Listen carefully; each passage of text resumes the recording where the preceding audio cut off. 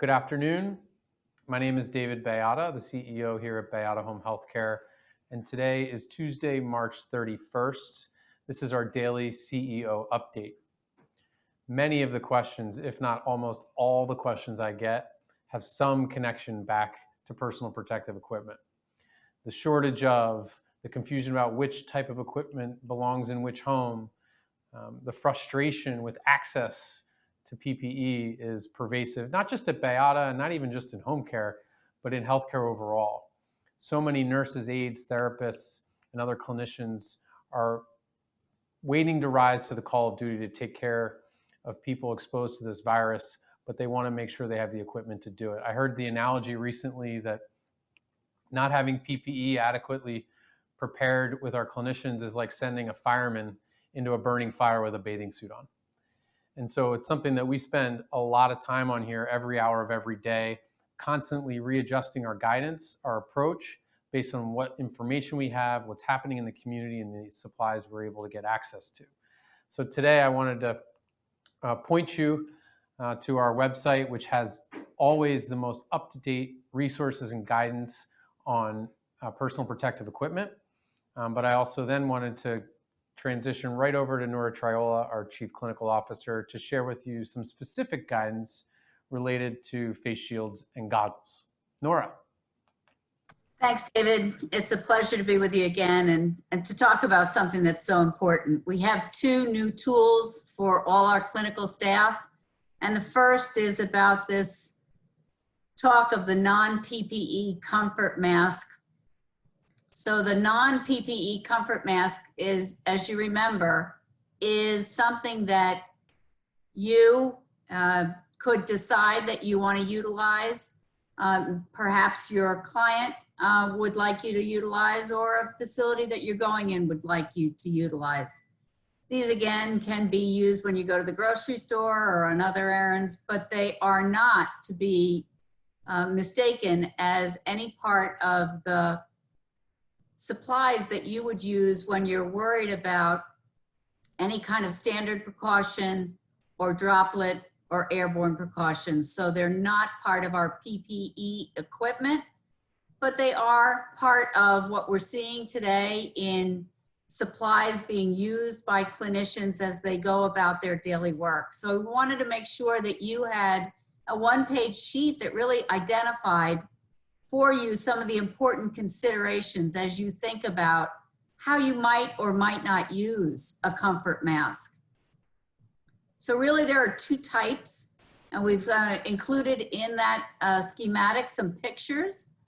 One is a disposable that you would buy at any of the stores, the Walmarts, the other kinds of stores around that again do not have the moisture resistance that we would use for any other surgical mask, but they are sometimes looking like a surgical mask. We'd ask you to mark those with an X so that you never mistake that those are not part of your PPE supplies, so that you can easily identify when you would wear this comfort mask. The other is a cloth comfort mask.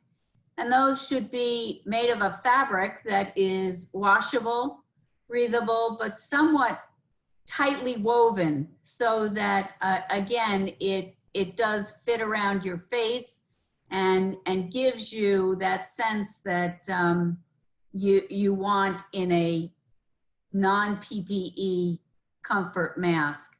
We also talk about in the one-pager how you should care for those masks. Those disposable ones should be discarded as you would any other disposable supply. The cloth would be laundered as you would your uniforms in hot water and detergent. So again, the comfort mask is part of what you may want to consider usage for your day-to-day activities, going to the grocery store, other things. There's been a lot of discussion about should we use those or not, but remember, as you think about your care for your clients, you're always going to think about your risk for any kind of splash or precautions necessary, and then you're not even going to consider a comfort mask. You're going to go right to your PPE supplies and identify whether, if it is a COVID positive, you need a N95, for example, or if it's the asymptomatic or symptomatic, you would wear your surgical mask. So just be sure to think of those as two separate activities. One is non-PPE comfort mask, and the other would be your PPE supplies that you would use along with all your others. The other tool that we have available for you is some guidance around the use of eye protection. Eye protection is very important when we think about anything that is airborne and could be a splash or droplet precautions. The clinicians will be given goggles or face shields, and in this one pager is a description of how you will need to clean that equipment and then disinfect it and keep it for ongoing use during the entire pandemic. So two key resources I think that are available for you to be able to continue to provide what we know is excellent high quality care in a safe environment, our home where our clients want to be. These resources are available to you. You can find them on the website under resources, so be sure to look them up and take advantage of the instructions that both of those have.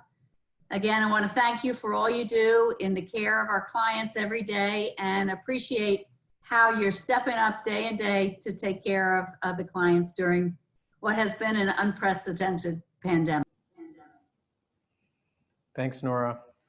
We'll make sure that the links to those resources are in the email that you just clicked on to get to this video. Thanks again, as Nora said, for all the incredibly hard work. We'll see you tomorrow.